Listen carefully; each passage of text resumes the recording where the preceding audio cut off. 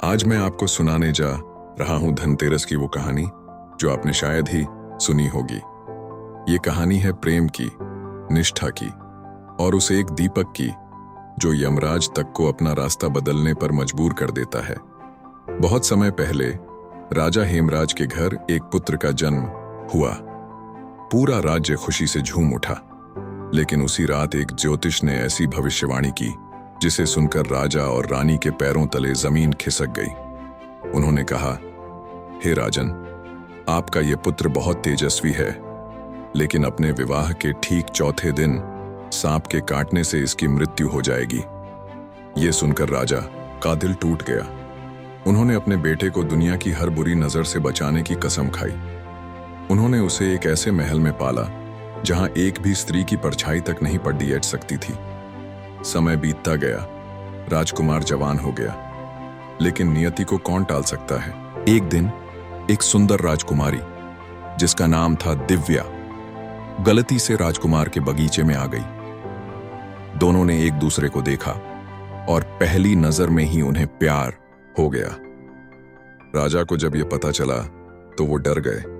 उन्हें वो भविष्यवाणी याद आ गई, लेकिन राजकुमार अपनी जिद पर अड्ढा रहा। हार कर राजा को दोनों का विवाह कराना पड़ा। शादी हो गई, लेकिन रानी दिव्या के मन में डर बैठ गया था। उसे अपने पति की मृत्यु की भविष्यवाणी पता चल चुकी थी।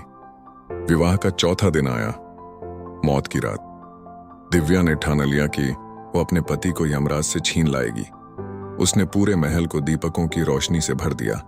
चारों तरफ सोने चांदी के ढेर लगा थे।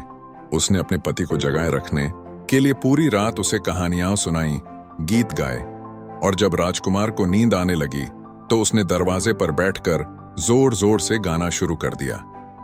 आधी रात को यमराज का दूत सांप का रूप धरकर राजकुमार के प्राण लेने आया, लेकिन महल की चौखट पर पहुंचते ही उसकी आंखें चौंधिया गईं। हर तरफ सोने चांदी का ढेर और हजारों जलते हुए दीपक। वो रास्ता भटक गया। वो जैसे तैसे दरवाजे तक पहुंचा तो वहां उसने दिव्या को अपने पति के लिए प्रेम भरे गीत गाते हुए सुना।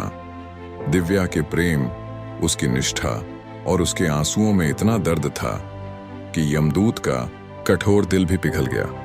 वो बिना राजकुमार के प्राण लिए ही यमलोक वापस लौट गया।